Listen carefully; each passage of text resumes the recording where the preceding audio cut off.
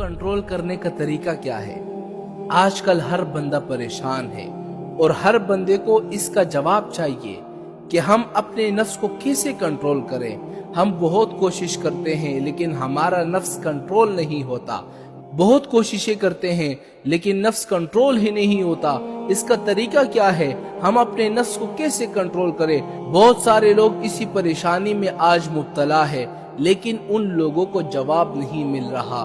तो मैं आपको नफ्स को कंट्रोल करने का तरीका बताता हूँ कि तुम अपने नफ्स को कैसे कंट्रोल करो। इंशाल्लाह मैं आपको 2 तरीके बताऊंगा नफ्स को कंट्रोल करने का। इन 2 तरीकों में से आप किसी एक तरीके पर भी अमल करोगे तो इंशाल्लाह अल्लाह ताला की जात से उम्मीद है कि आप अपने नफ्स पर कंट्रोल कर लोगे, फिर नफ्स आपके कंट्रोल में आ जाएगा। आज हर बंदा नफ्स का गुलाम है। जिस तरह नफ्स उसे कह रहा है वो बंदा उसी तरह कर रहा है। लेकिन जब मैं आपको ये 2 तरीके बता दूंगा तो इंशाल्लाह नफ्स आपके कंट्रोल में आ जाएगा, फिर आप अपने नफ्स को कंट्रोल कर लोगे।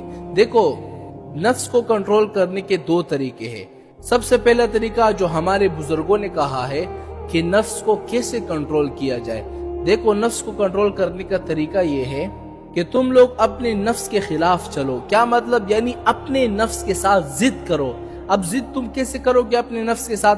मिसाल के तौर पर तुम्हारा जी चाह रहा है कि मैं पेट भर कर खाना खा लूं और तुम्हारा पेट 3 रोटियों से भरता है, तो तुम अपने नफ्स के साथ जिद करो कि नहीं, मैं 1.5 रोटी खाऊंगा। अगर तुम्हारा दिल चाह रहा है कि मैं फुला जगह सैर करने के लिए जाऊं लेकिन तुम नहीं जाना, अपने नफ्स के साथ जिद करना कि नहीं, मैं सैर करने के लिए नहीं जाऊंगा।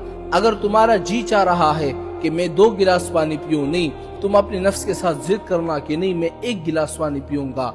अगर तुम्हारा जी चाह रहा है कि मैं बाहर चला जाऊं, सैर व तफरी करूं, नहीं, तुम अपने नफ्स के साथ जिद करना कि नहीं, आज मैं बाहर नहीं जाऊंगा।